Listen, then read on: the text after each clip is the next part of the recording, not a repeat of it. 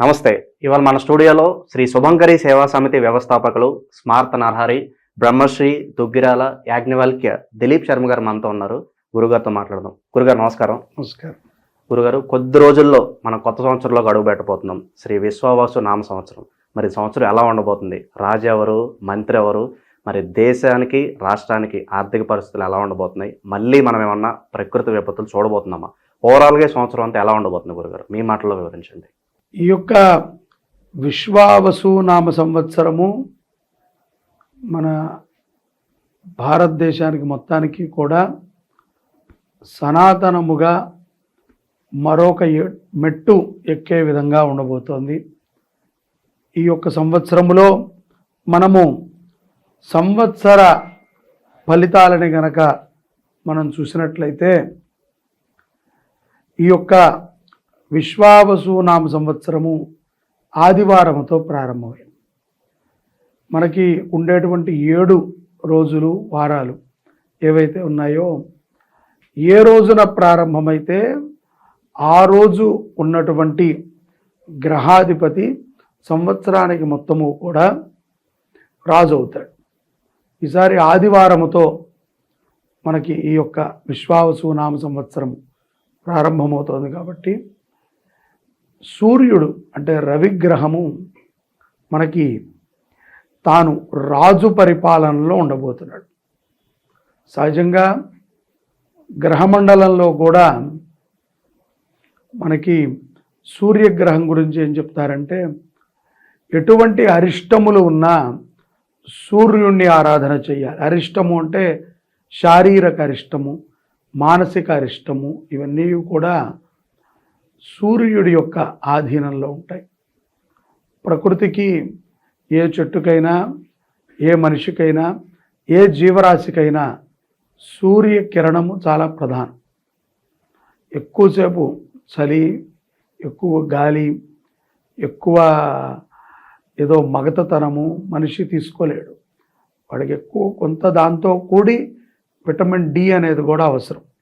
తద్వారా వాళ్ళల్లో కొన్ని ఇంద్రియాలు స్పందించి తద్వారా కాలానికి అనుసంధానంగా వాళ్ళు వెళుతూ ఉంటారు. కాబట్టి అటువంటి రాజు మనకి రవిగ్రహమైనది. కాబట్టి పశుపాలన చాలా బాగుంటాయి. పశు సంపది, పశువుల యొక్క వృద్ధి, ఈ యొక్క జనులకి కూడా పశువుల మీద అపారమైనటువంటి శ్రద్ధ పెరుగుతుంది. పశు సంరక్షణ. ఈ సమయంలోనే కొన్ని అకారణంగా కూడా ఏదో తెలియనటువంటి కొన్ని వ్యాధులతో పశువులు, మానవులు కూడా మరణించటం మనం చూడవచ్చు. అంటే ఏదో ఒక తెలియని కొన్ని రోగాలు దేశానికి కానీ, రాష్ట్రానికి కానీ, గ్రామానికి కానీ వాటిల్లటము, తద్వారా కొంత అకాల మరణములు కొంత బాధను కూడా ఇస్తాయి. అలాగే ప్రాప్తి కలిగినటువంటి ధనం, చాలామంది ఎంతో కాలంగా మనం కష్టపడి దాచుకున్నామండి, ఎవరికో అప్పని ఇచ్చాము, సరే ₹1 ఇంట్రెస్ట్ వస్తుందని ఆశపడి ఇచ్చాము, వాడు చూస్తేనేమో ఎత్తేసాడు, వాడు ఎక్కడున్నాడో కూడా తెలియట్లేదు అన్నవాడు వెతుక్కుంటూ వచ్చి డబ్బు ఇచ్చేటువంటి సందర్భాలు కూడా ఉంటాయి. రాజయోగాలు ఏమీ కొరగాని వాడికి కూడా దక్కుతాయి. ఏమీ ఇంకా వాడు ఎందుకు ఉపయోగం లేదు. చాలామంది వాళ్ళ రేపట్లో మనం చూస్తున్నాం కదా, ప్రజల ధనం వాళ్ళ ధనం ఇచ్చినట్టుగా వాళ్ళు భావిస్తూ, అది ప్రజల ధనమే, నేను ఇన్ని కోట్లు ఇస్తున్నాను, ఇన్ని లక్షల దానం ఇస్తున్నాను, నేను పెంచి పోషించినట్లుగా భావిస్తూ ఆ భావన పెరిగిపోతుంది. ఎందుకంటే రవి అటువంటి చాష్టలని కూడా ఎక్కువ ప్రేరేపణ చేస్తాడు. సో ఏదో చెప్తారు కదా ఒక సామెత, కనకము సింహాసనము సునకమైతే ఏ రకం, కుక్కను తీసుకువెళ్ళి సింహాసనం మీద కూర్చోబెడితే దాన్ని ఎలా కూర్చోవాలో దానికి ఆ గంభీరత్వం తెలియదు కదా, అది కుయ్ కుయ్ కుయ్ అంటూ వెళ్ళి వాసన చూసి దాంట్లోనే మెత్తగా కూర్చుంటుంది. అదే సింహానికి సింహాసనం ఇస్తే దాని దర్పము, దాని రాజసము వేరే రకంగా ఉంటుంది. కాబట్టి సనాతన ధర్మం మీద కూడా కొంత మక్కువ ఏర్పడుతుంది. చాలామంది నాటకీయముగా సనాతన ధర్మ ముసుగులో ఉన్నటువంటి వాళ్ళని కూడా బయటపడి వాళ్ళ యొక్క నిజస్వరూపాలు తెలిసే ప్రభావం కూడా ఈ యొక్క రవిగ్రహం చేస్తుంది. అలాగే మంత్రి చంద్రుడు తర్వాత సోమవారం కదా, ఆదివారం తర్వాత అయినటువంటి వాడు మంత్రి. ఆయన చంద్రుడు సర్వసాధారణంగా ప్రతి ఒక్కరికి కూడా మనఃకారకుడు. ప్రశాంతమైన వాతావరణం, అత్యంత ప్రశాంతము కూడా ప్రమాదానికి సూచన. చాలా ప్రశాంతంగా నిదానంగా సాగుతాయి పనులు. మనం అనుకున్నంత వేగంగా అవ్వవు. చాలా ఇప్పుడు అయ్యే పని కూడా ఒక్కొక్కసారి చాలా నిదానంగా అవుతుంది. ఓపిక అది ఒకందుకు చాలా మంచిది. మనం విషయ సంగ్రహం చేసుకోవచ్చు, ఏంటి ఏం జరుగుతోంది ఎలా ఉంటుంది. కానీ మరీ ప్రశాంతత అయితే కనుక ఆలస్యం అమృతం విషం. అలాగే మరీ తొందరైనా కూడా నిదానమే ప్రధానం. మనం రెండూ అనుకోవచ్చు. నిదానమే ప్రధానం, ఆలస్యం అమృతం విషం. సందర్భానుసారంగా ఏది తొందరగా అవ్వాలో ఆ పని అవ్వటం, ఏది నిదానంగా అవ్వాలో అది నిదానంగా అవ్వటం మంచిది. నిదానంగా అవ్వాల్సిన పనులు వేగంగా, వేగంగా అవ్వాల్సిన పనులు నిదానంగా జరిగేటువంటి కొంత ప్రమాదం కూడా మనకి వాటిల్లుంది. అలాగే ఈ యొక్క చంద్ర ప్రభావం చేత ఈ యొక్క లిక్విడిటీ వ్యాపారాలు అంటే నీరు అనుకోవచ్చు, పెట్రోలు, ఆయిలు, ఈ లిక్విడిటీ ఏవైతే గనక ప్రవాహంగా ఉండేటువంటి ఉంటాయో వాటికి విపరీతమైన ధరలు వస్తాయి.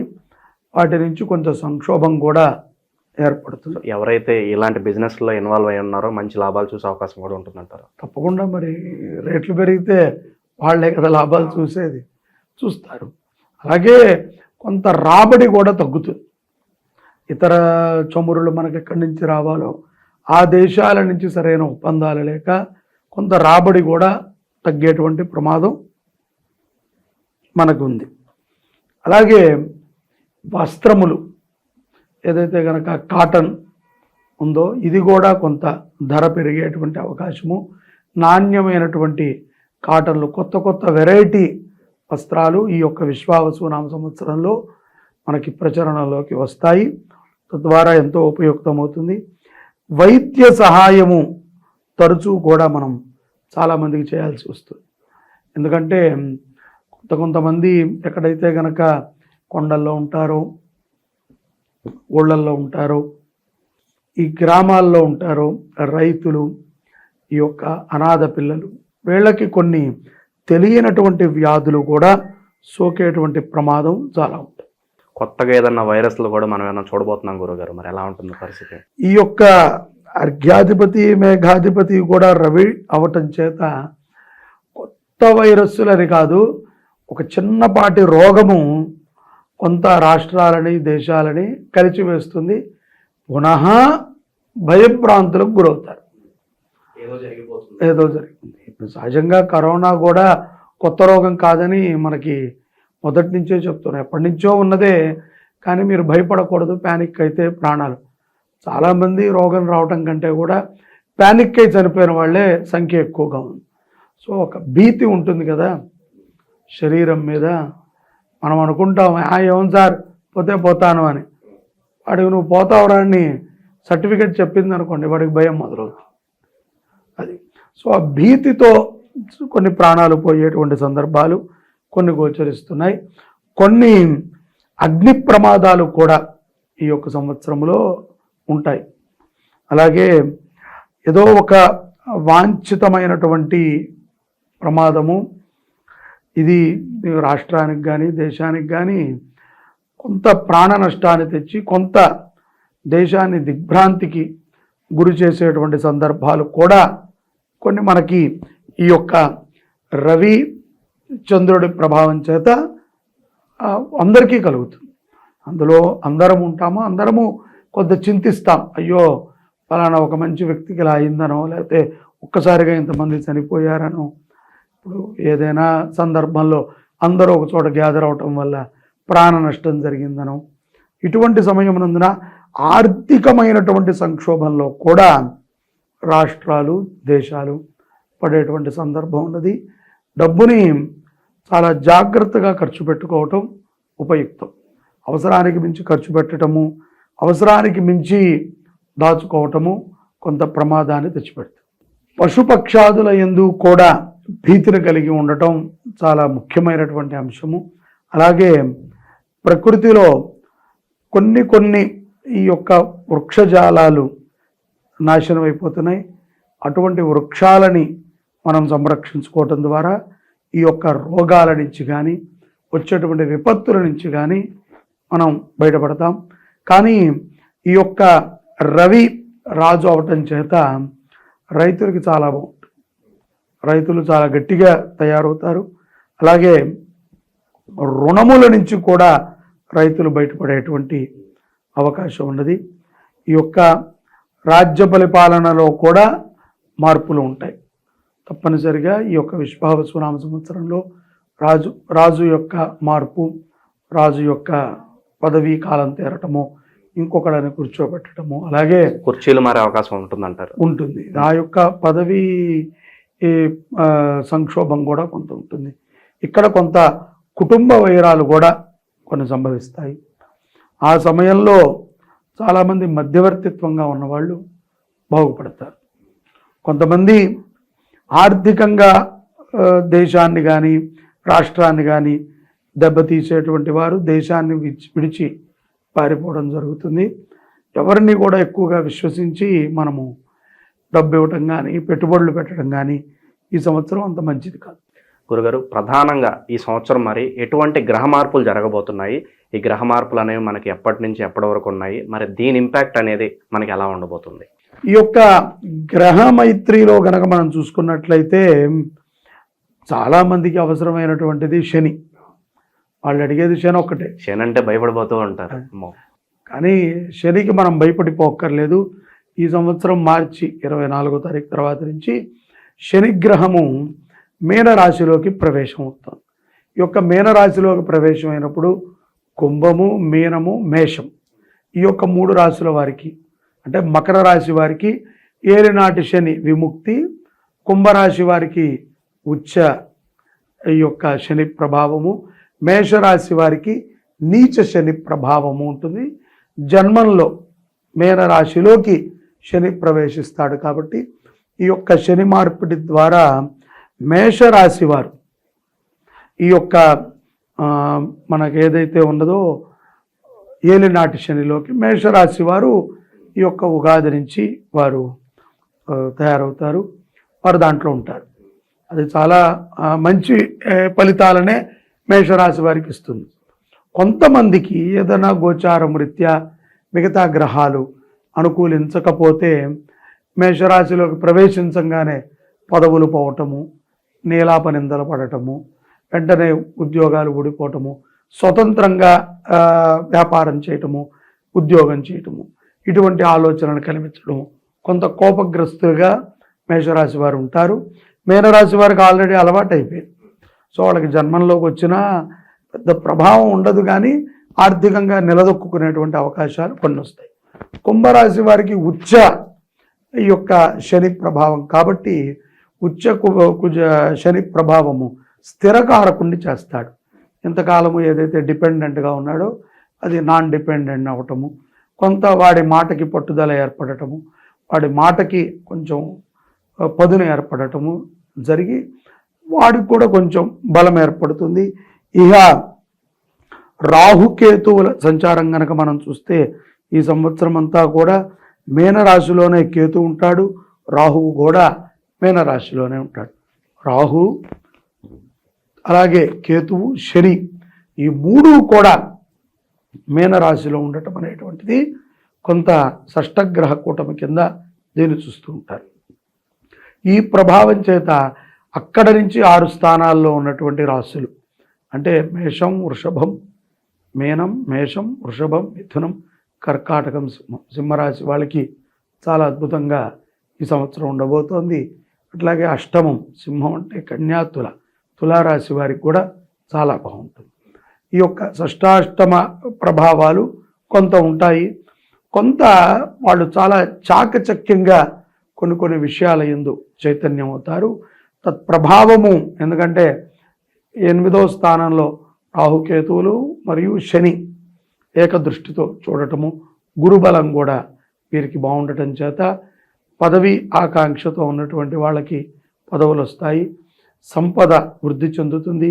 సుఖముగా సంతోషంగా ఉండేటువంటి వారు ఎవరయ్యా ఈ ఓవరాల్ సంవత్సరంలో అంటే సింహ, తుల అని మనము చెప్పుకోవచ్చు. ఎందుకంటే వాళ్ళు చాలా ఆనందంగా ఉంటారు, 10 మందికి సహాయయుక్తంగా ఉంటారు. ఇంకా మేము అలా లేవండి అని అనుకుంటున్నారు అంటే వాళ్ళకి టోటల్గా గ్రహాలన్నీ బ్యాండ్ చేసాయి. వాళ్ళ కర్మ చాలా గట్టిగా ఉంది. ఆ కర్మను తొలగించుకునేటువంటి ప్రయత్నాలు చేయాలి. దైవ దర్శనాలని ఎక్కువగా ఆచరణ చేయటము ఈ యొక్క కుంభ, మీన, మేష, తుల, సింహ ఈ రాశుల వారు దైవ దర్శనము, దేవాలయ అభివృద్ధులు, సనాతన ధర్మము, గో సంరక్షణ ఇలాంటి వాటికి ఉపయుక్తం అయితే ఈ సమయంలో కుటుంబానికి వారికి కూడా శ్రేయోదాయకమైనటువంటి ఫలితాలని ఆ యొక్క గ్రహాలు సస్యశ్యామలంగా వారికి ఇవ్వడానికి సిద్ధంగా ఉంటాయి. గురుగారు, ఈ షష్టగ్రహ కూటమి వల్ల భారీగా పెను మార్పులు ఏమైనా జరగబోతున్నాయి అంటే ఇది ఏం సూచిస్తుంది? ఎవరికి ప్లస్, ఇది ఎవరికి మైనస్ అంటారు ఈ కూటమి అనేది? ఈ కూటమి అనేటువంటిది ఎప్పుడూ కూడా కొందరికి లాభాన్ని ఇస్తుంది, మరి కొందరికి నష్టాన్ని ఇస్తుంది. షష్టగ్రహ కూటమి నష్టము ఇవ్వటం అంటే ప్రారబ్ధ కర్మలని అనుభవించే సమయాన్నే కూటమి అంటారు. అంటే ఇప్పుడు కూటమి అంటే మనకి సహజంగా తెలిసిందే, నువ్వు వేరు, నేను వేరు, అతను వేరు. మనం ముగ్గురం కలిసి ఒక నిర్ణయం తీసుకుంటే అది ముగ్గురికి ఆమోదదాయకంగా ఉండాలి. దాంట్లో నేను బాధపడకూడదు, నువ్వు బాధపడకూడదు, ఇతరులు కూడా బాధపడకూడదు. మన ముగ్గురం తీసుకునేటువంటి ఒక నిర్ణయానికి మిగతా వాళ్ళలో మెజారిటీ పీపుల్ బాధపడకుండా, కొంతమంది ఎట్లాగో బాధపడతారు కానీ ముఖ్యంగా మనం బాధపడకూడదు. సో ఈ గ్రహ కూటమి కూడా ఎప్పుడు అలాగే ఉంటుంది. కూటమి అనేటువంటి పదానికి నిర్వచనం అది. ఈ గ్రహములు 3 కలిసి చేసేటువంటిది ఒకటే. వాటి దృష్టి వేటి మీద ఉంటుందో వాళ్ళని అభివృద్ధి చేస్తాయి. అబ్సల్యూట్లీ వాళ్ళ అభివృద్ధి అయితే, ఇప్పుడు నువ్వు బాగున్నావు అంటే నేను కొద్దిగా బాగాలేదనే కదా అర్థం. ఏమయ్యా ఆరోగ్యంగా ఉన్నావు, నీట్గా ఉన్నావు, బాగుంది సంపాదన అంటే నాకు లేదనేగా అర్థం. అంతా బాగున్నామయ్యా అంటే మన స్థాయి తగ్గ వ్యక్తితో మనం అలా ఉంటాం. కానీ ఒక్కొక్కళ్ళు ఒక్కొక్క స్థాయి, కొంత కింద ఉంటారు, కొంత పైన ఉంటారు. ఆర్థికంగా, మానసికంగా, కుటుంబ పరంగా కొన్ని వాళ్ళకి. ఇప్పుడు మిథున రాశి వారు ఉన్నారు, ఈ గ్రహ కూటమి ప్రభావం వాళ్ళ మీద చాలా ఉంటుంది. సో వాళ్ళకి కుటుంబంలో కొంత చీలికలు, ఇబ్బందులు, నష్టాలు, ధన వ్యయము, ఖర్చు, మానసిక సంక్షోభణ, పారిపోటాలు ఇలాంటివి కొంతమందికి జరుగుతాయి. అలాగే కర్కాటక ఉంది. కర్కాటక రాశి వాళ్ళకి పోయిన సంవత్సరం అంత అద్భుతంగా ఉంది కాబట్టి ఈ గ్రహ కూటమి ప్రభావం చేత ఈ సంవత్సరం కొంత నష్టము, ఇబ్బంది, రోగ భయాలు ఉంటాయి. సో ఒక్కొక్క దానికి ఈ 12 రాశులకి ఒక్కొక్కరికి ఒక్కొక్క రకంగా ఉంటాయి. మనం వీళ్ళు బాగున్నారు అని అనుకుంటాం కంటే మనకి ఏదైనా ఆపత్తి కలిగినప్పుడు మనం దాని నుంచి ఎలా బయటపడాలి? సహజంగా కలగటమే కదా. ఎవరికైనా ఒకళ్ళు బాగుంటే ఇంకొకళ్ళు ఇబ్బంది పడాలి, అంతే కదా. అది ప్రకృతి ధర్మం. అది ఏదైనా ఇప్పుడు చెట్టు బాగా ఎండలో ఉంటేనే కింద ఉన్నవాడికి నీడ. అయ్యో ఆకు ఎండకి బాగా మాడిపోతుంది సార్ అంటే నీకు నీడ రాదు. సో ఈ ప్రభావం అనేటువంటిది అన్నిటి మీద ఒకటే రకంగా ఉండదు. దానికి తోడుగా మన యొక్క కర్మఫలం కూడా కలుగుతుంది.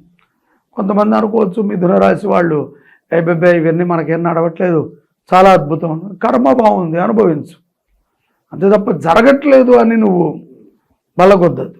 నీకు జరగట్లేదు అంతే, జరిగేవాళ్ళు ఉండొచ్చు. తులారాశిలో కూడా నీకు అదృష్టం లేదు, అదృష్టం ఉన్నవాడు ఉండొచ్చు. నీ దరిద్రం బాగాలేదు, నీ పూర్వజన్మ పాపము నిన్ను వెంటాడుతోంది. ఇంకా ఎంత మంచి సమయం వచ్చినా నీకు జరగట్లా, ఎంత మంచి భార్య వచ్చినా నీకు అనుమానంగానే ఉంది. ప్రతిదానికి నువ్వు ఇబ్బంది పడుతావు. అంటే నీ పూర్వజన్మ పుణ్యం లేదు, దాన్ని నువ్వు అనుసంధానం చేసుకోవాలి. సో ఈ షష్టగ్రహ కూటమి ఏదైతే ఉన్నదో ఇది మెజారిటీగా వృశ్చికము, ఈ యొక్క తుల, సింహము, ఈ యొక్క కొన్ని మేషము, వీళ్ళకి ఈ యొక్క మకర రాశి వారికి వీళ్ళందరికీ కూడా భోగాన్ని ఇస్తుంది, వీళ్ళందరికీ కూడా ఆర్థికంగా నిలబెడుతుంది, అవకాశాలను ఇస్తుంది. నిలబెట్టడం అంటే ఏంటి సార్ నేను పడుకునే ఉన్నాను నిలబడలేదంటే మూర్ఖుడాను, లేచి ప్రయత్నం చేయి, మనోధైర్యంతో ఉండు. కొత్త అవకాశాలు ఒక దారి కనబడుతుంది డెవలప్ అవడానికి. అంతే, చీకట్లో ఉన్నవాడికి ఒక చిన్న మెడుకు కనబడుతుంది. అల్లుకు వెళ్ళే తెలివితేటలు కర్మ ద్వారా ఉంటాయి, అంతే తప్ప మొత్తం నీకు తీసుకొచ్చి ఏ దేవుడు ఏ గ్రహము ఎవరు. తల్లిదండ్రులు కూడా నోటి దాకా అన్నం తెస్తారు తప్ప పళ్ళల్లో దూరం నమలలేరుగా. పళ్ళు తన పని తాను చేయాలి, జీర్ణము తన పని తాను చేయాలి. కడుపులోకి దొరుకుతారు అమ్మా నాన్న, నోటి దాకా తేగలరు అంతే. అలాగే మన కర్మఫలము, గుర్రం గుడ్డిదైనా సరే దానాకి తక్కువ ఉండదు అంటారు కదా, మన కర్మఫలం కూడా అంతే. మనం గుడ్డిగా ఉంటే అంతే ఉంటుంది. విశ్వసించాలి దేవతలని, గురువులని, సనాతన ధర్మాన్ని నమ్మాలి. అవును అవుతుంది, నేను నిలబడగలను, నేను చేయగలను. నిరుత్సాహం, ఎవరో వచ్చి ఇప్పుడు నాలాంటి వాడు ఏదో అన్నాడని చెప్పి అబ్బే నేనేం కాలేను సార్, ఇంకెందుకు సుఖం. విన్నదానిని ఆచరణ చెయ్యం మనం ఆచరణ చేసినప్పుడే దాని ఫలితం ఉంటుంది. ఈ షష్టగ్రహ కూటమి నీ చేత ఆచరణ చేస్తుంది. ప్రయత్నం చేస్తే విద్యార్థులకి కూడా చాలా లబ్ధిని చేకూర్చేటువంటి షష్టగ్రహ కూటమి. గురుగారు, ఈ శనిగ్రహ మార్పు వల్ల కొన్ని రాసుల వాళ్ళకి ఏలాంటి శని ప్రభావం జరుగుతుంది కదా, మరి వాళ్ళు ఎట్లాంటి జాగ్రత్తలు తీసుకోవాలి? శని భగవానుడికి పూజ చేసుకొని స్తోత్రాలు చదువుకుంటే సరిపోతుంది అంటారు, లేదంటే ఎలాంటి జాగ్రత్తలు తీసుకోవాలంటారు వాళ్ళు? ముఖ్యంగా జన్మంలో శని ఉన్నటువంటి మీనరాశి వారు రాహుకేతులకి, శనికి శాంతులని చేయించుకోవాలి, గ్రహజపాలు. ఏలినాటి శని ప్రారంభమైంది కాబట్టి మేషరాశి వారు ఇప్పటి నుంచి ఒక 8 సంవత్సరాల పాటు శివారాధనని చేయటం మంచిది. ఎందుకంటే అకాల మృత్యువు కష్టాన్ని తెచ్చిస్తాడు. ఆ తెచ్చిచ్చిన కష్టంలో నీకు నిలబడటం కూడా శని చూపిస్తాడు. శని చాలా గొప్ప తెలివైనవాడు, ఆయనంత తెలివైనవాడు ఎవరు లేరు. అలాగే కుంభరాశి వారు తప్పనిసరిగా శనికి ఆరాధన చేయటం, శని సింగనాపూర్ వెళ్ళటము, శని క్షేత్రాలను దర్శనం చేయటం మంచిది. గురుగారు, మనకి పుష్కరాలు అనేవి ప్రతి నదికి కూడా 12 సంవత్సరాలకు ఒకసారి వస్తూ ఉంటుంది. మరి ఈ విశ్వావసు నామ సంవత్సరంలో ఈసారి పుష్కరాలు ఏ నదికి వచ్చాయి? మరి ఆ రోజు మనం ఆ సమయంలో మనం పాటించాల్సిన విధి విధానాలు ఏంటి? అసలు ఆ పుష్కరాల యొక్క ప్రాధాన్యత ఏంటి? మీ మాటల్లో మా వివరించండి. పుష్కరము అంటేనే 12 సంవత్సరాలకు ఒకసారి వచ్చి దాన్ని పుష్కరము అంటూ ఉంటారు. ఈ సంవత్సరము అత్యంత విశేషముగా సరస్వతీ నది పుష్కరాలు వస్తున్నాయి. సహజంగా ఇప్పుడు మనకి ప్రయాగరాజులో మొన్నటిదాకా కుంభమేళా జరిగింది. ఈ యొక్క కుంభమేళాలో సరస్వతి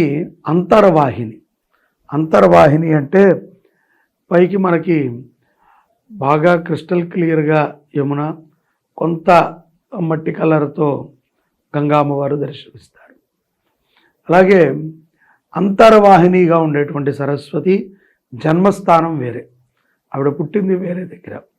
అక్కడ ఈ యొక్క మే 14వ తారీఖు రాత్రి మనకి పుష్కర సంక్రమం గురుడు మారుతాడు. కానీ మే 15 నుండి మనకి 2025 మే 15 నుండి 26/5/2025 వరకు కూడా ఈ యొక్క 12 రోజుల పాటు ఈ యొక్క సరస్వతీ నది పుష్కరాలు మనకి ప్రారంభమవుతాయి. 14వ తారీఖు రాత్రి బుధవారం, ఆ రోజు రాత్రి మన భారత కాలమాన పరిస్థితి ప్రకారంగా 10:40 గట్లా పుష్కర ప్రవేశం అవుతుంది.